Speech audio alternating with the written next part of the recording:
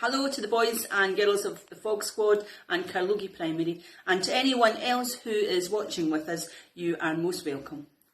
Now, I wonder if you've ever lost anything, maybe your scooter or your bike or your phone, and you know what a horrible feeling it is inside when we lose something that belongs to us. But usually some kind, good person finds it and brings it back to us. And you know, since I've come to Carnoustie, I am amazed at the amount of people that find things. They find dogs and cats and keys and glasses, and they go on to our Carnoustie and tell everybody, is this yours? And maybe arrange for the person to come and get it. So if you ever lose anything, there you are, you might always get it back. I have a story for you today, and it's about a wee lost penguin. The story is called Lost and Found, and it's by Oliver Jeffers. Once there was a boy, and one day he found a penguin at his door. The boy didn't know where it had come from, but it began to follow him everywhere. The penguin looked sad, and the boy thought it must be lost. So the boy decided to help the penguin find its way home. He checked in the Lost and Found office, but no one was missing a penguin. He asked some birds if they knew where the penguin had come from, but they ignored him. Well, some birds are like that. The boy asked his duck, but the duck floated away. He didn't know. That night, the boy couldn't sleep for disappointment. He wanted to help the penguin, but he did not know how. The next morning he discovered that penguins come from the South Pole. But how could he get there? How could he get to the South Pole?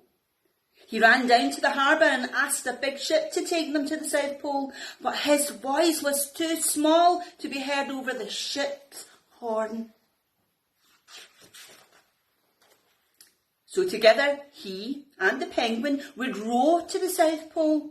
The boy took his rowboat out of the cupboard and they tested it for size and strength.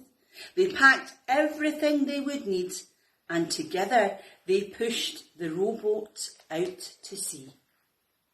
They rowed south for many days and many nights, with the boy telling stories all the way. The penguin listened to everything that the boy said. They floated through good weather and bad, when the waves were as big as mountains, until they came to the South Pole.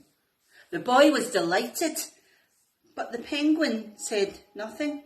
Suddenly it looked sad again. The boy helped it out of the boat. There you see a picture of them arriving at the South Pole. The boy said goodbye to the penguin and floated away, but as he looked back, the penguin looked sadder than ever. It felt strange to be on his own without the penguin, and the more he thought, the more he realised that he had made a big mistake. The penguin wasn't lost, he was just lonely. Quickly he turned the boat around and headed back to the South Pole as fast as he could. At last he reached the pole again. But where was the penguin? The boy searched and searched, but he was nowhere to be found. Sadly, the boy set off home again.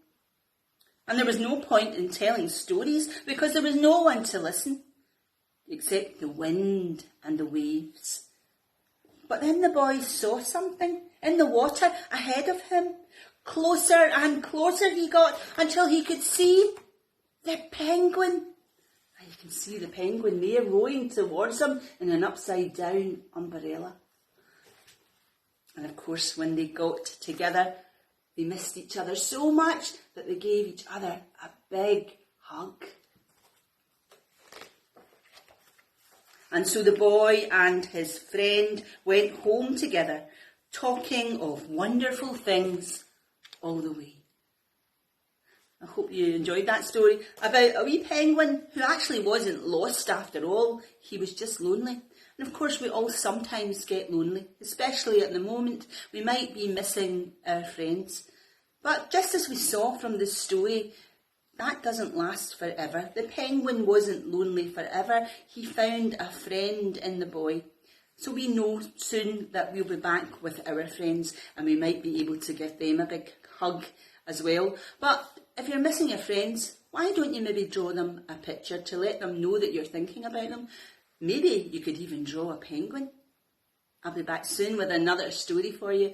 Until then, stay home, stay safe, and God bless.